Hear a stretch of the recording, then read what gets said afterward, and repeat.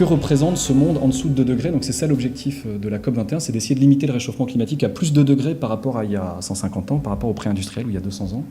Donc ça veut dire que c'est un effort considérable, hein. Ça veut dire que ces émissions, il faut que le pic d'émissions ait lieu entre 2020 et 2030 et qu'ensuite les émissions diminuent de façon assez importante. En 2050, pour rester sous l'augmentation des 2 degrés, ça veut dire des émissions réduites de 40 à 70% par rapport à 2010.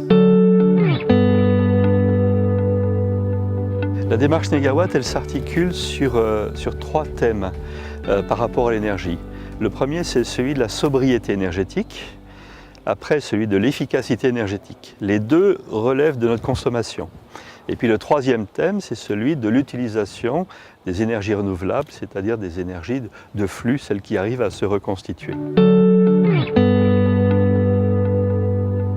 L'idée, ça a donc été dans 2 choses. C'est premièrement, sur tous nos sites, de mettre du photovoltaïque, mais ça représente à peu près 400 MW par an, en ce qui concerne le Lank, et également de mettre des microcentrales à chaque fois que nous avions de la pression d'eau pour produire de l'électricité.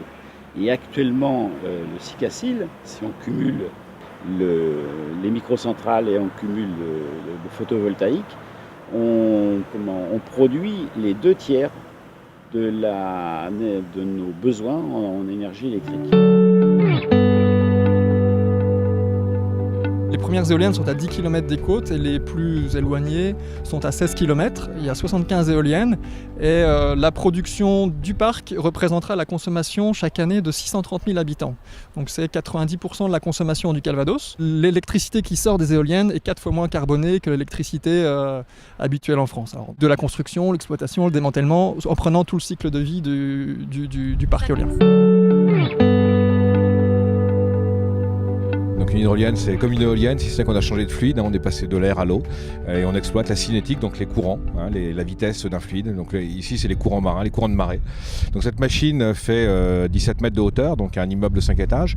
Elle est capable de produire jusqu'à 1 MW de puissance par grand coefficient de marée. Elle va être raccordée au réseau Ouessantins et produire pour les Ouessantins. Pour combien de personnes alors? Ouais, ça va. Elle doit à peu près satisfaire entre 10 et 15% du besoin de l'île. L'eau de mer est pompée dans la rade, au niveau de la bouée, à peu près à 5 mètres de profondeur. Cette eau va ensuite passer dans des échangeurs où elle va donner ses calories et ses frigories à une boucle d'eau douce. Et cette boucle d'eau douce circule grâce à des pompes.